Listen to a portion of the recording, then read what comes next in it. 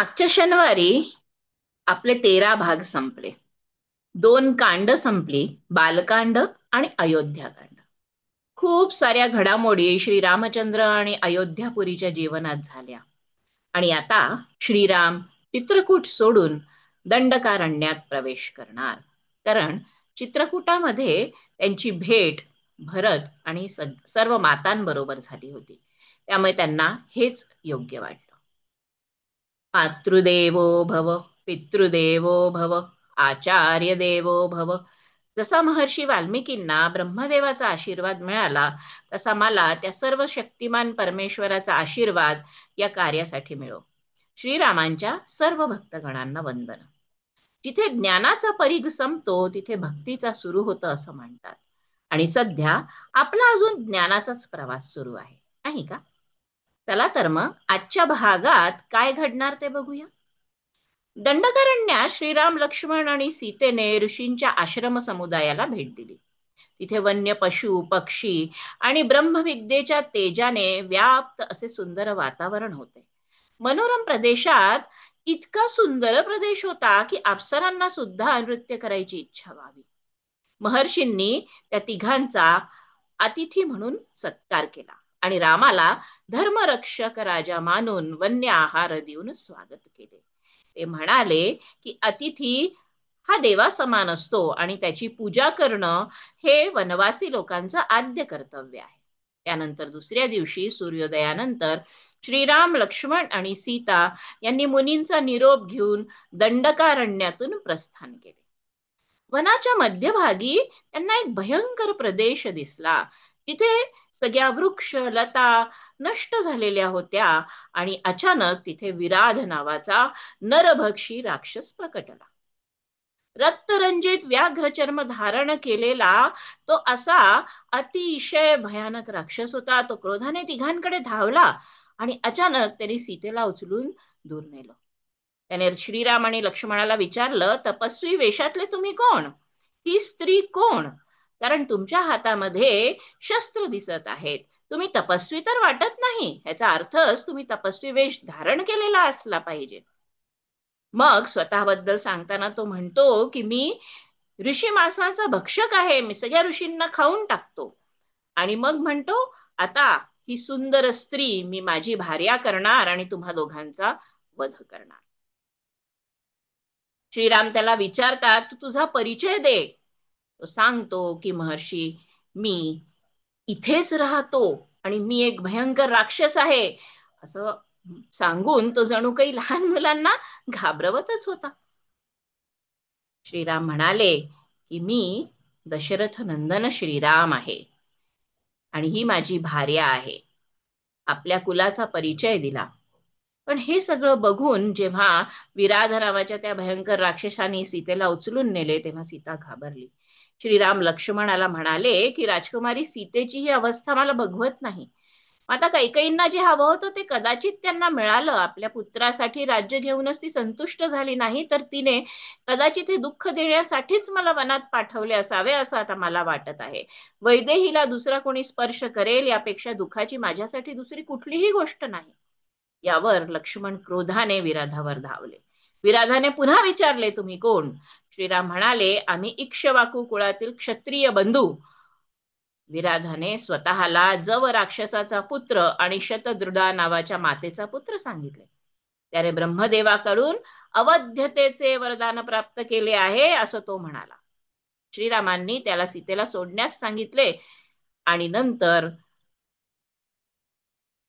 श्रीरामांनी क्रोधाने त्याच्यावर 7 बाण सोडले. बाणांनी घायल झालेल्या विराधाने मग सीतेला खाली ठेवले आणि राम लक्ष्मणांवर हल्ला केला. त्या दोघांनी भयानक बाणांची वृष्टी केली, पण विराधाच्या तपस्येमुळे बाण सगळे निष्फळ ठरले. त्यांनी जणू काही जांभाई देऊन आपलं शरीर फुगवल्यावर ते सगळे बाण खाली पडले. मग त्याने शूल उचलला, पण श्रीरामांनी हवेतच तो छिन्न केला आणि मग तलवारी घेऊन दोघे भाऊ त्याच्यावर तुटून पडले. एवढ्यात विराधाने दोघांना खांद्यावर उचलून घेतले. सीता रडू लागली, म्हणू लागली, मला घेऊन जा, पण यांना सोडा. अनायसे विराधाने दोघांना खांद्यावर घेतलेच होते, म्हणून राम लक्ष्मणांनी विराधाचे दोन्ही भाऊ तोडले आणि तो मूर्छित होऊन खाली पडला, तरीही तो मेला नाही. श्रीराम म्हणाले, हा अवध्य आहे, ह्याला खड्ड्यात आपण पुरू. लक्ष्मणाने मोठा खड्डा खणला, तेव्हा विराध बोलता झाला. तो म्हणाला, मी तुंबरू नामक गंधर्व, कुबेराच्या शापाने राक्षस झालो आणि तुमच्या हातून मृत्यूने आता माझी मुक्तता होईल. मी फार आनंदी आहे. राम लक्ष्मणाने त्याला उरल्यानंतर तो आपल्या स्वस्वरूपात येऊन स्वर्गलोकात निघून गेला आणि त्यानेच शरभंग मुनींचा आश्रम इथून 1.5 योजनावर असल्याचे सांगितले. श्रीरामांनी त्याचा खोटेपणा उघड केला होता नाही का, की त्यांनी अवध्यतेची खोटी माहिती दिली होती.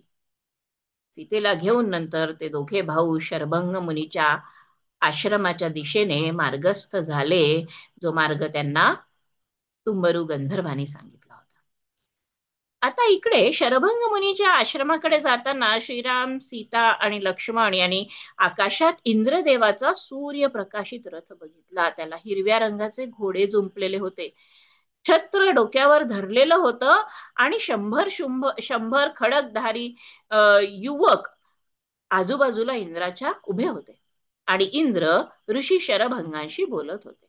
श्रीरामांना येताना पाहून इंद्राने निरोप घेऊन स्वर्गलोक गाठला, कारण इंद्र म्हणाले की आत्ता ही समय श्रीरामांना भेटण्यासाठी योग्य नाही. जेव्हा ते आपल्या कर्तव्याची पूर्ती करतील, रावणाचा वध करून, त्याच्यानंतर मी त्यांना नक्कीच भेटून त्यांना प्रणाम करेन. श्रीरामांनी विचारलं, इंद्र इथे कशासाठी आले होते? शरभंगांनी सांगितलं, इंद्र त्यांना ब्रह्मलोकात नेण्यासाठी आले होते, पण श्रीरामांची भेटीची वाट मी बघत होतो असं ते म्हणाले श्रीरामांना, आणि म्हणून मी त्यांच्या बरोबर जाण्यास नकार दिला. श्रीरामांनी विचारलं, इथे आपण माझ्यासाठी योग्य निवास स्थान सुचवू शकता का? शरभंग ऋषींनी सुतीक्ष्ण मुनींचा आश्रम सुचवला. त्यानंतर शरभंग ऋषींनी श्रीरामांच्या समोरच अग्नी प्रवेश करून कुमार स्वरूपात स्वर्गलोकाच्या सुद्धा वर असलेलं ब्रह्मलोक गाठलं, जिथे ब्रह्मदेवांनी त्यांचे स्वागत केले. म्हणाले, हे महामुने, आपलं स्वागत असो. शरभंग गेल्यानंतर 21 श्रेणींचे तपस्वी मुनी श्रीरामांकडे आले आणि त्यांनी राक्षसांद्वारे होणाऱ्या संहाराची तक्रार केली. ते म्हणाले, राजा प्रजेचा कर घेतो, 6वा भाग तो ग्रहस्थाकडून आणि आमच्यासारख्या मुनी तपस्वीकडून आम्ही जे धर्मार्थ काम करतो त्याचा 4था भाग, पुण्याचा 4था भाग आम्ही राजाला देतो. पण त्याच राजाने जर आपल्या प्रजेचे पुत्राप्रमाणे रक्षण नाही केले तर तो अधर्म होतो. तुम्ही आमचे रक्षक आहात. श्रीरामांनी त्यांना सर्वांना प्रेमाने आश्वासन दिले की मी तुमच्या सेवेसाठीच जणू काही वनात आलो आहे. माझा वनवास नक्कीच फलदायी होईल. यानंतर ते त्वरित गतीने सुतीक्ष्ण मुनींच्या आश्रमाकडे निघाले. श्रीराम, सीता आणि लक्ष्मण बरेच अंतर चालून सुतीक्ष्ण मुनींच्या अगदी एकांतात असलेल्या आश्रमात पोचले, जिथे वृक्ष, फुलं, फळांनी बहरलेले होते. सुतीक्ष्ण मुनी ध्यानमग्न असतानाच त्यांना जाणवले की श्रीराम आलेले आहेत. त्यांच्याकडे बघून त्यांना अतिशय आनंद झाला आणि श्रीरामांचे त्यांनी आलिंगन देऊन स्वागत केले. ते म्हणाले, तुमच्या प्रतीक्षेतच मी ब्रह्मलोकात गेलो नाही. त्यांना सुद्धा श्रीरामांनी विचारलं की मला आपण माझ्यासाठी कुठलं निवासस्थान सुचवू शकता का, कारण मला आता वनवासाचा बराच काळ दंडकारण्यात घालवायचा आहे.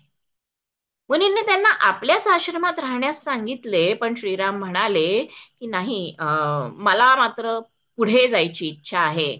या आश्रमात मी राहू इच्छित नाही, कारण इथे मृग सतत येत असतात आणि मी जर त्यांची शिकार केली तर या आश्रमाच्या पवित्रतेत भंग होईल.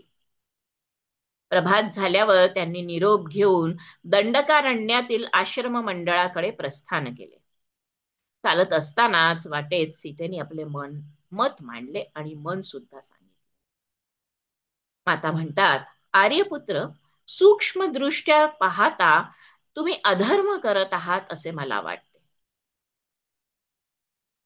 मिथ्या भाषण, परस्त्री गमन आणि वैर नसतानाही कोणाचा वध किंवा क्रूर आचरण हे 3 अधर्म मानले जातात. तुम्ही पहिल्या 2 अधर्मापासून तर दूर आहात आणि ते तुम्ही कधीच करणार नाही. पण राक्षस वधाची प्रतिज्ञा 3ऱ्या अधर्माला कारणीभूत ठरू शकते. जवळ बाळगलेले शस्त्र विकार उत्पन्न करते. तुम्ही वनवासी आहात. अयोध्येत परत गेल्यावर क्षत्रिय धर्म पाळावा. आणि धर्म हेच सर्व तत्वांचे सार आहे. वास्तविक पाहता आपल्याला धर्माचा उपदेश करण्यास कोण समर्थ आहे? तरी पण या विषयावर आपल्या लहान भावाशी आपण विचार विमर्श करावा, नंतर आपल्याला जे योग्य वाटेल तेच करावे.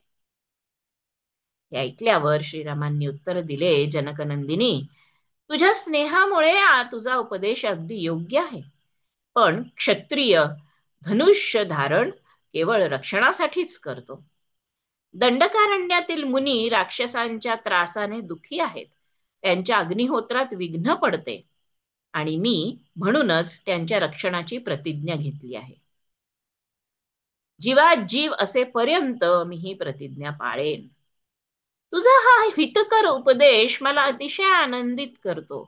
तू स्नेहवश मला ज्या गोष्टी सांगितल्या ते ऐकून मला अतिशय आनंद झाला. जी व्यक्ती आपल्याला प्रिय असेल तिलाच आपण हितकर उपदेश करीत असतो, नाही का? तू माझी सहधर्मिणी आहे आणि मला प्राणापेक्षाही अधिक प्रिय आहे. असे म्हणून श्रीरामांनी माता सीतेच्या मताचा आदर केला, पण तरी सुद्धा आपली प्रतिज्ञा आपण पाळणार आणि त्या मतावर आपण ठाम असल्याचे सांगितले. हे सांगितल्यावर ते लक्ष्मणासह तपोवनात पुढे निघाले.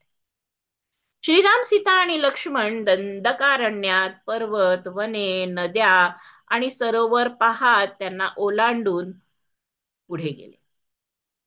सूर्यास्ताच्या वेळी अचानक त्यांना पंचाप्सर सरोवर दिसले, जिथे हत्ती, पक्षी आणि सुमधुर असा गाण्याचा स्वर ऐकू येत होता. त्यांच्या बरोबर असलेल्या धर्मभृत मुनींनी सांगितले की मानकर्णी मुनींनी हे सरोवर तपस्येने निर्माण केले आहे. केवळ वायू प्राशन करून 10,000 वर्षांपर्यंत त्यांनी तीव्र तपस्या केली. त्यांच्या तपस्येत विघ्न आणण्यासाठी 5 प्रधान अप्सरांची देवांनी नियुक्ती केली आणि त्याच 5 अप्सरा आता मुनींच्या पत्नी आहेत आणि त्याच या तलावाच्या आत घर करून राहतात. तिथूनच तुम्हाला संगीत आणि वाद्यांचा ध्वनी ऐकू येत आहे. श्रीरामांना ऐकून मोठे आश्चर्य वाटले. पुढे गेल्यावर आश्रम मंडळात त्यांचा सत्कार झाला. इथे ह्या सगळ्या आश्रम संकुलामध्ये त्यांनी जवळजवळ 10 वर्ष घालवली. विविध आश्रमात विविध मुनींना, ऋषींना भेट देत त्यांच्याकडून ज्ञान घेत त्यांनी कुठे 10 महिने, कुठे वर्षभर, कुठे 6 महिने, कुठे 7 महिने अशा प्रकाराने आपली ही 10 वर्ष सुंदर प्रकारे व्यतीत केली आणि त्यानंतर ते परत सुतीक्ष्ण मुनींच्या आश्रमात परतले. अशी ही 10 वर्षे राम, सीता आणि लक्ष्मण यांची ज्ञानार्जनात, ध्यानार्जनात व्यतीत झाली. सुतीक्ष्ण मुनींच्या आश्रमात त्यांनी अगस्त्य मुनींच्या आश्रमात जाण्याचा विचार व्यक्त केला. ते म्हणाले, मला अगस्त्य मुनींची सेवा करायचा मनापासून विचार आहे. मुनींनी त्यांना मार्ग सांगितला. वाटेत श्रीरामांनी लक्ष्मणाला अगस्त्यांच्या भावाच्या आश्रमाची लक्षणे दाखवली. त्या आश्रमात 1 रात्र घालवून ते अगस्त्य ऋषींच्या आश्रमाकडे निघाले. अचानक त्यांना सुंदर एक प्रदेश दिसला, जिथे सगळे पशु पक्षी शांत होते. तो प्रदेश राक्षस विरहित होता. ते पाहून श्रीराम म्हणाले की अगस्त्य ऋषी तेच ज्यांनी विंध्य पर्वत जेव्हा आपली उंची वाढवत वाढवत नेत होता तेव्हा त्याला थांबवलं आणि त्या पर्वताला नम्र केलं आणि त्यायोगे दक्षिण दिशा सुरक्षित केली. इथे पोचल्यावर श्रीराम लक्ष्मणाला म्हणाले की तुम्ही पुढे जाऊन माझ्या आणि सीतेच्या आगमनाची सूचना महर्षी अगस्त्यांना द्यावी. त्याप्रमाणे लक्ष्मणाने अगस्त्यांच्या शिष्याला श्रीरामांच्या आगमनाची सूचना दिली. अतिशय आनंदाने महर्षी अगस्त्य यांनी श्रीरामांचे स्वागत केले आणि त्या तिघांना आपल्या आश्रमात आणले. श्रीरामांनी अगस्त्य महर्षींचे चरण धरले आणि मुनींनी त्यांना आपल्या हृदयाशी कवटाळून धरले. सत्कारानंतर अगस्त्य ऋषींनी शास्त्राप्रमाणे अतिथी पूजन केले आणि त्यानंतर विश्वकर्माने बनवलेले विष्णूचे धनुष्य, ब्रह्मदेवाचा बाण, इंद्राचे भाते आणि तलवार श्रीरामांना अर्पण केली, ज्याचा उपयोग करून विष्णूंनी दैत्यांचा संहार केला होता. अशी ही आजची कथा. मागच्या भागातला आपला प्रश्न होता, भागवतात भगवान रामांच्या अवताराचं वर्णन आहे का? तर त्याचं उत्तर असं आहे की भगवान रामाचा अवतार 9व्या स्कंदात वर्णित आहे. त्यांनी धर्माचे रक्षण करण्यासाठी रावणाचा वध केला आणि रामराज्य स्थापन केले. असं रामाच्या अवताराचं वर्णन हे भागवतात सुद्धा देण्यात आलेलं आहे. आपण अवश्य भागवताचा तो एपिसोड बघा. पुढच्या भागात आपण बघूया पंचवटी. आपल्या सगळ्यांना माहीत असलेलं हे नाव. गोदावरी तीरावरील श्रीरामांनी कुटी बांधली आणि कोण बरं ही राक्षसी आली तिथे? पुढचा एपिसोड बघायला विसरू नका. 5 जुलै रोजी रात्री 9 वाजता. आणि आता वेळ आहे आजच्या प्रश्नाची. योग निद्रेचे वैज्ञानिक आणि आध्यात्मिक फायदे काय आहेत? तुमचे विचार कमेंटमध्ये नक्की शेअर करा. आजचा भाग तुम्हाला कसा वाटला सांगा. आणि आणखीन तुम्हाला ह्याच्यापासनं या भागांमधनं काय जाणवतं, अजून आपण लोकांपर्यंत पोहोचण्यासाठी काय करू शकतो ते नक्की सुचवा. धन्यवाद. श्रीराम जय राम, जय जय राम.